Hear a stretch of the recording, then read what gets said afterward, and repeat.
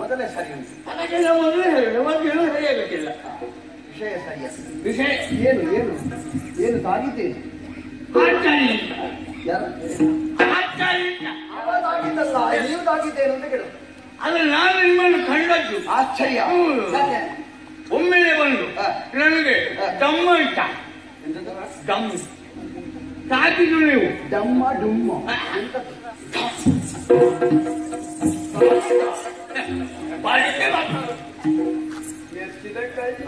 ಈಗ ತಾಗುವಾಗ ಶಬ್ದ ಆಯ್ತಾ? ನಾನು ಎಲ್ಲಿಂದ ಬಂದದ್ದು ಯೋಚನೆ ಮಾಡಿ ತಿರುಗಿ ನೋಡಬೇಕಿತ್ತು. ತಿರುಗಿ ನೋಡುವ ಅವಶ್ಯ ಉಂಟ.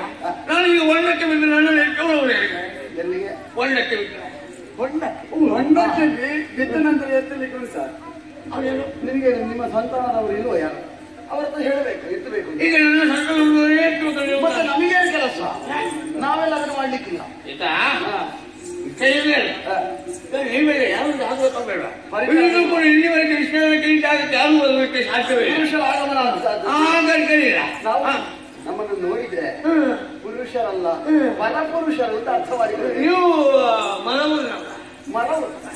ಮರವೂರಲ್ಲ ಮತ್ತೊಂದು ಪರವೂರಿನ ಊರಿನವರಲ್ಲ. ನೀವು ಬೇರೂರು, ನೀವು ಬೇರೂರು ಬೇರೆ ಊರಿನವರು ಹೇಳ್ತೇನೆ. ಹೆಸರು ಕೇಳಿದ್ದೀರಾ? ಅಯೋಧ್ಯೆ. ಅಲ್ಲಿ ಅರಸ ಶ್ರೀರಾಮಚಂದ್ರ. ಅಲ್ಲಿ ಅವರು ಇದ್ದಾರೆ. ರಾಮ ಶ್ರೀರಾಮ ಅರಸ. ಅಲ್ಲಿ ಅರಸ ನಾನು ಅವನ ತಮ್ಮ ಶತ್ರುಘ್ನ. ನೀವು ಶತ್ರುಹರ ಅಂತ ಹೆಸರು.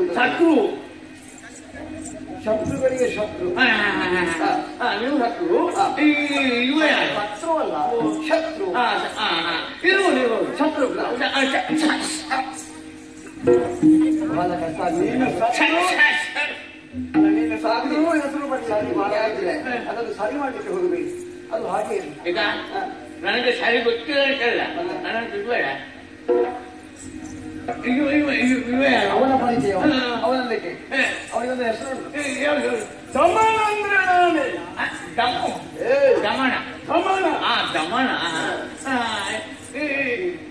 ಇವ ಯಾರು? ಇವನ ಪರಿಚಯ ಆಗಿಲ್ವಾ? ಇವ ಲಕ್ಷ್ಮೀ ನಿಧಿ. ಏನಾದ್ರೂ ಲಕ್ಷ್ಮಿ ಬೇಕಿದ್ರೆ ಅವನಲ್ಲಿ ಕೇಳಬೇಕು. ಅಲ್ಲಿ ಬೇರೆ ಯಾರು ಕೊಡ್ಬೇಕಾ? ನಿಮಗೆ ಕಡಿಮೆ ಅಂತ ಆಗಿ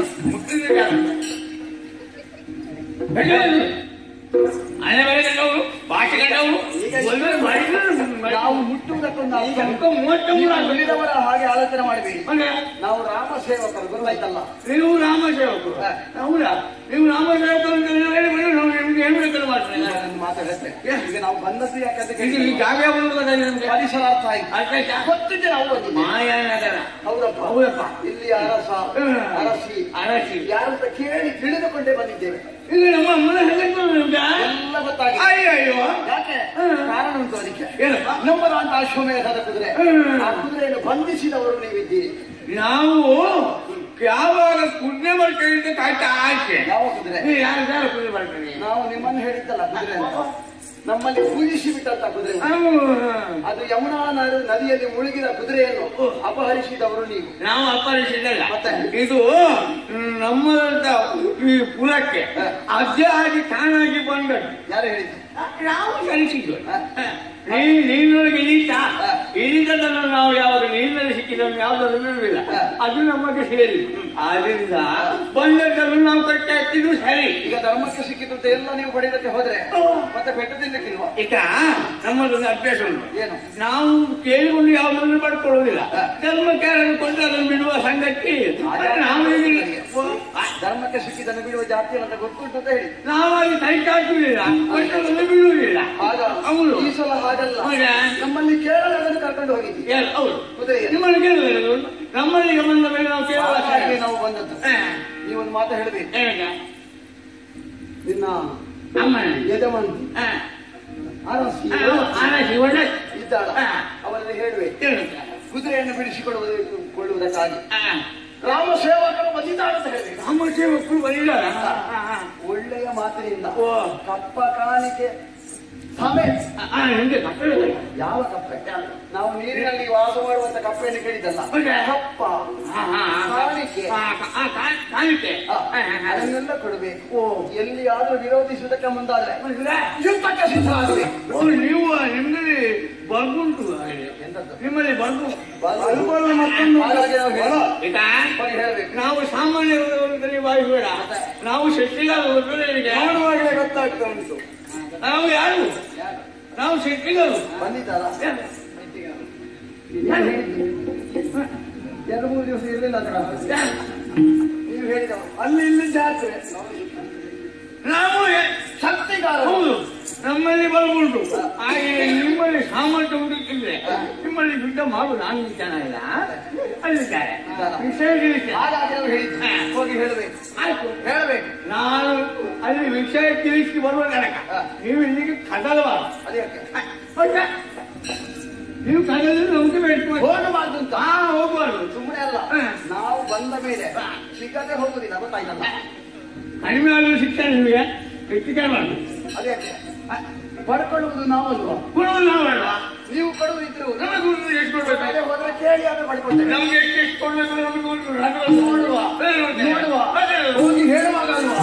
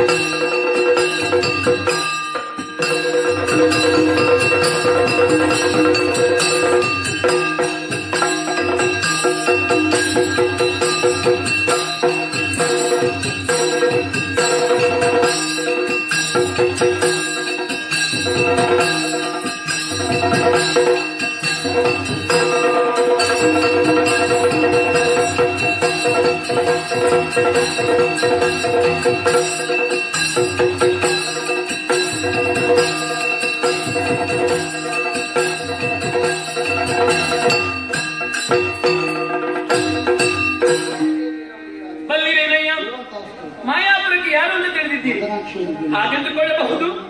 ಅನೇಕ ವಿರಲಾಲಿಸಬೇಕು.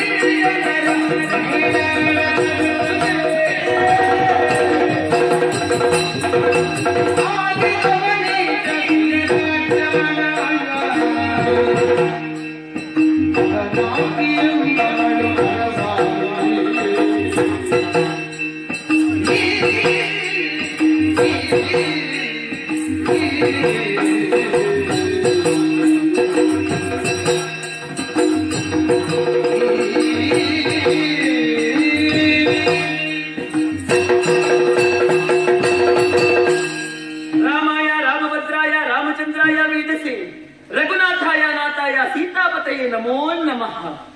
ಪ್ರಪಂಚದ ವಿಶ್ವಭೂಪಟದಲ್ಲಿ ಚುಕ್ಕೆಗಿಂತಲೂ ಚಿಕ್ಕದಾಗಿರುವಂತದ್ದು ಈ ಯಮುನಾ ತೀರದಲ್ಲಿರುವಂತಹ ಮಾಯಾಪುರ.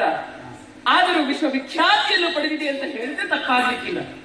ಆದರೆ ಒಂದು ವಿಚಾರ, ಈ ಮಾಯಾಪುರವನ್ನು ಕಟ್ಟಬೇಕಿದ್ರೆ ಅದಕ್ಕೆ ಬಲವಾದಂತಹ ಕಾರಣವಿದೆ. ಈ ಹಿಂದೆ ರಾವಣ ವಧೆಯ ನಂತರ ಅದೆಷ್ಟೋ ಹೆಣ್ಣು ಮಕ್ಕಳು ಅನಾಥರಾಗಿ ಹೋದರು. ವಿಧವೆಯರು ತಂದೆಯನ್ನು ಕಳೆದುಕೊಂಡವರು, ಮಕ್ಕಳನ್ನು ಕಳೆದುಕೊಂಡವರು, ವೃದ್ಧೆಯರು, ಇವರೆಲ್ಲರೂ ಕೂಡ ರಾವಣನ ಸೆರೆಯಲ್ಲಿದ್ದರೂ ಕೂಡ ಒಂದೊಮ್ಮೆಗೆ ಇವರನ್ನೆಲ್ಲ ಒಳ್ಳೆಯವನ್ನಾಗಿಸಬೇಕೆನ್ನುವಂತಹ ಪ್ರಯತ್ನ ನನ್ನ ಅಭಿಸಮಾನವಾದಂತಹ ಕುಮುದಿನಿಗಿತ್ತು. ಅದಕ್ಕೆ ಬೇಕಾಗಿ ವಿಶ್ವಕರ್ಮರನ್ನು ಕರೆಸಿ ಈ ಯಮುನಾ ತೀರದ ಆಳದಲ್ಲಿ ಈ ಮಾಯಾಪುರವನ್ನು ನಿರ್ಮಿಸಿದ್ರು. ಅವರೆಲ್ಲರೂ ಬಂದು ನಮ್ಮನ್ನು ಸೇರಿಕೊಂಡರು. ಮಾತ್ರವಲ್ಲ, ಕುಮುದಿನಿಯಾದರೂ ವೃದ್ಧೆಯಾಗಿದ್ದಾಳೆ. ರಾಮನನ್ನು ಅನವರ್ಥ ಕಾಣಬೇಕೆನ್ನುವಂತಹ ಅವಿಶ್ರಾಂತವಾದಂತಹ ತಪಸ್ಸಿನಲ್ಲಿ ತೊಡಗಿದ್ದಾಳೆ. ಅವಳಿಗೆ ಈ ಪುರವನ್ನು ಆಳುವುದಕ್ಕೆ ಸಾಧ್ಯವಿದೆ. ಅದಕ್ಕೆ ಬೇಕಾಗಿ ಬೃಹಸ್ತನಂದನೆಯರಾದಂತಹ ಮದನಾಕ್ಷಿ ತಾರಾವಳಿಯರು ನಾವು ನಮಗೆ ಈ ಮಾಯಾಪುರದ ಅಧಿಕಾರವನ್ನು ವಹಿಸಿಕೊಟ್ಟಳು. ಬಂದಂತಹ ಹೆಣ್ಣು ಮಕ್ಕಳೆಲ್ಲರನ್ನು ನಾವು ನಮ್ಮ ಪುರಕ್ಕೆ ಸೇರಿಸಿಕೊಂಡೆವು. ನೋಡಿದಿರಾ, ಎಲ್ಲ ಕಡೆಯೂ ವಿಜೃಂಭಣೆ. ಯಾಕೆ? ನಮ್ಮದಾದಂತಹ ಆಳ್ವಿಕೆ ಹಾಗೆ ಉಂಟು. ನಮ್ಮ ಆಳ್ವಿಕೆಯಲ್ಲಿ ಒಂದಿರಿಗೂ ಕೂಡ ಲೋಪವನ್ನು ತಂದುಕೊಟ್ಟವಳಲ್ಲ ನಾನು. ಹಾಗಂತ ಮದನಾಕ್ಷಿಯನ್ನು ಕಂಡ್ರೆ ಎಲ್ಲರಿಗೂ ಪ್ರೀತಿಯಾಗಿ ಗೊತ್ತದೆ. ಒಮ್ಮೆ ಪುರದ ಜನರನ್ನೇ ನೋಡಿ.